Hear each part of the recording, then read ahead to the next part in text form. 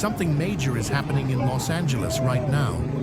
A deep divide has formed between local communities and the federal government. It all started with a wave of immigration enforcement actions by the Trump administration, and it's only growing more intense.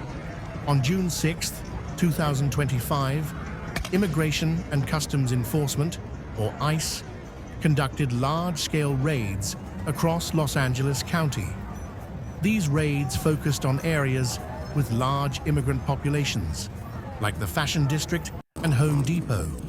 Over 100 people were arrested, and many were detained for being undocumented. For many, this was more than just a raid. It felt like an attack. Los Angeles is known for its sanctuary city status, meaning the city limits its cooperation with federal immigration enforcement. But with these raids, many felt their safety and rights were being violated.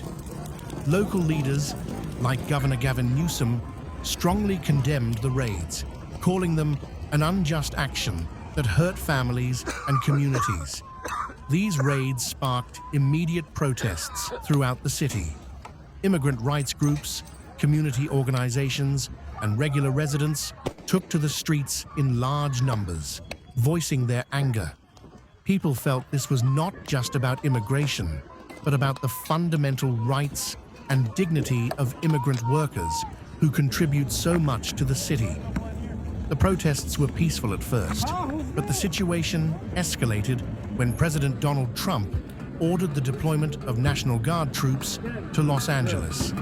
This decision, made on June 7th, involved sending around 2,000 troops to the city. But here's the catch. Governor Newsom and Los Angeles Mayor Karen Bass did not approve this action. It was done without their consent. Local leaders viewed this as a major breach of California's sovereignty. Governor Newsom called it an unconstitutional move and said it was politically motivated. This was the first time in decades that a U.S. president had deployed a state's National Guard without the governor's approval. The last time this happened was back in 1965, during the Civil Rights Movement in Alabama. Naturally, the deployment of the National Guard only added fuel to the fire.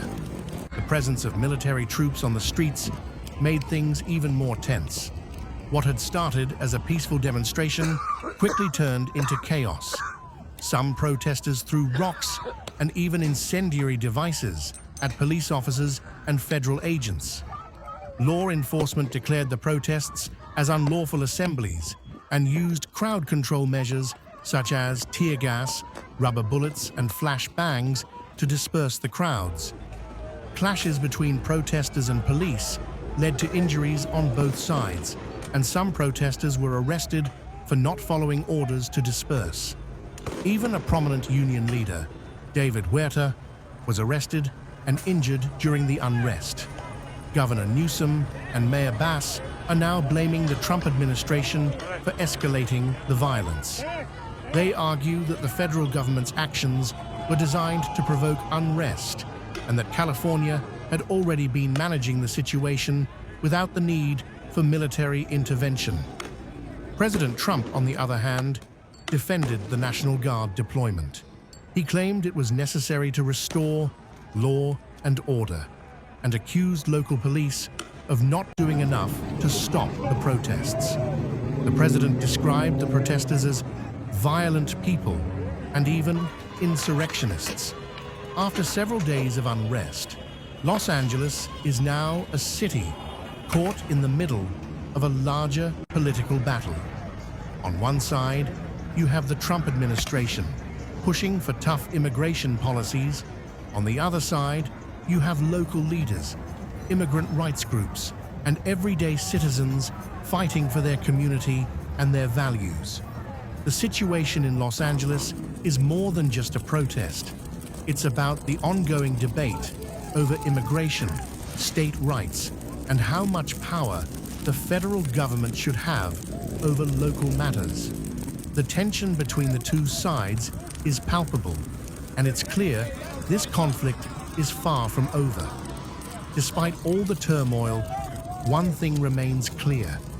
Los Angeles is a city that will stand up for its people. In the face of adversity, the community continues to fight for justice, equality, and the right to live without fear. As this situation unfolds, one thing is certain. The battle over immigration, the use of force, and state sovereignty is only just beginning. Los Angeles may be on the front lines, but this fight is shaping the future of the country.